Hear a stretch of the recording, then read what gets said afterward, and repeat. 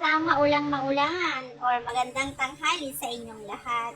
Nakakatuwa at nakakataba ng puso na may mga tao po talaga na nakikita or na-appreciate nila yung mga ginagawa ko, katulad ng pag-aalaga sa aking mga magulang, dahil hindi po naging hadlang daw para sa akin yung pagiging single mom ko, na para pati magulang ay alagaan, bantayan, at naging proud daw siya sa akin dahil kahit single parent, hindi raw po tulad ng iba na napapabayaan yung mga anak. Pero ako daw po, proud daw siya kasi nakikita niya raw na ayan yung mga anak ko na pag-aaral ko ng sabay-sabay at na at the same time naalagaan ko rin daw ang aking nanay.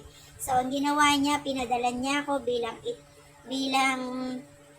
ano daw po, para naman daw po maitreat ko yung sarili ko at yung mga anak ko. So kaya ito po, nagpunta po kami sa fast food at kumain. Sobrang thank you, Tilin. Nashock naman po ako sa iyo at na-touch at syempre parang mangiyak-iyak kasi nakita mo po yung mga ginagawa ko. Nakita mo po yung pagod, hirap kahit sa maraming trials or pagsubok. Ayan,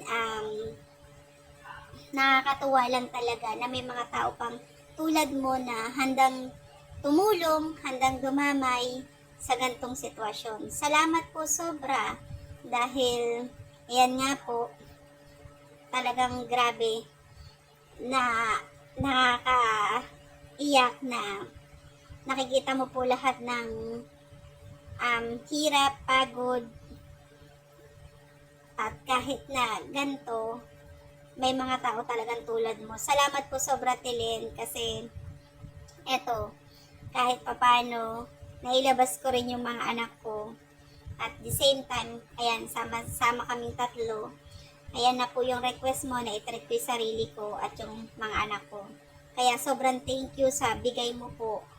Naway pagpalain ka po ng poong may kapal. At salamat din sa mga patuloy na sumusuporta sa aking vlog or video or reels. Salamat po sa inyong lahat. God bless po. Subscribe, like, and share.